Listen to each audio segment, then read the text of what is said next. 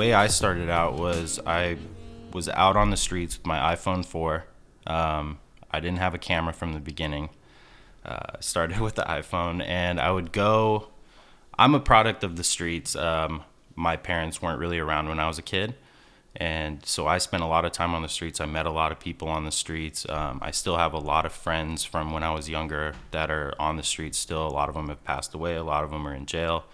But when I first started, I wanted to tell their stories, the people that I knew, and I basically would go out, take a photo of them, and hear their story and kind of write it on Instagram. And I feel like that's what kind of got my name out there initially. And over the years kind of just like evolved into just letting the photo tell the story for the people, like let them come up with their own story, what we just spoke about.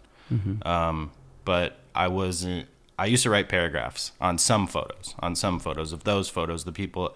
Every Monday I would go out, or every Monday I would post on Instagram these stories and kind of let people read them.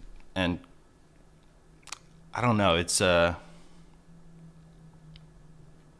something I feel like I want to get back into, but I just haven't yet.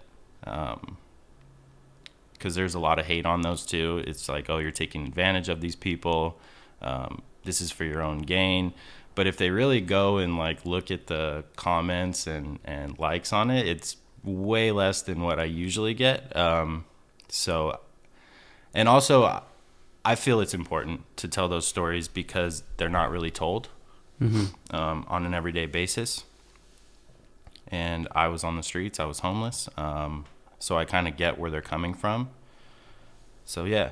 You kind of think about the perception of how somebody's going to take this. Right. Like, what's the worst way that they can construe this and twist this and make it look and guess what my intentions are. Right. But at the end of the day, man, that's like impossible. You can't control people's perception of your intentions. Yeah. You only have to go with your gut. And like, if there's a story that you want to tell, push it out there. And I think as you start to develop an audience, they understand who you are. And it's like each story builds on itself. These stories are complicated and difficult to tell. And you want to make sure that you're giving them due justice. Right. And also that you're not taking advantage of the people, like you said, that you're photographing. Yeah, and I mean, online, I don't want people to think of me that way. Like I'm taking advantage of people. And it's like I have a following now.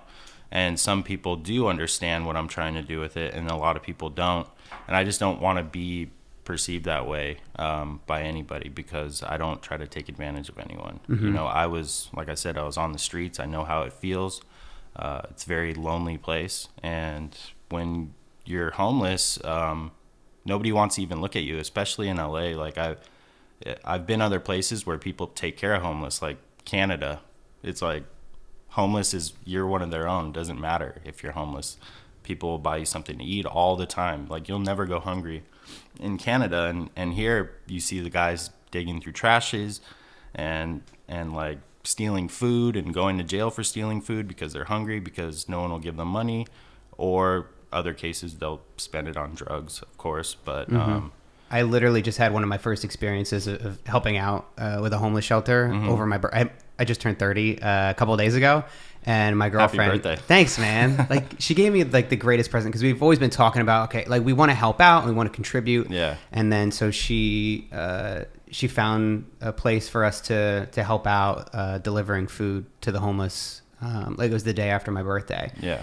And that was really my first experience. And the thing that opened my eyes about the whole thing was that these are people that have their own quirks, their own idiosyncrasies. Yeah. Like some are incredibly polite and gentle and calm. Some are a little bit angry. Some obviously have some problems in their lives. Issues, yeah. Yeah. So, but I'm like, shit, that's no different than my friends and my family and the people that I know. Yeah.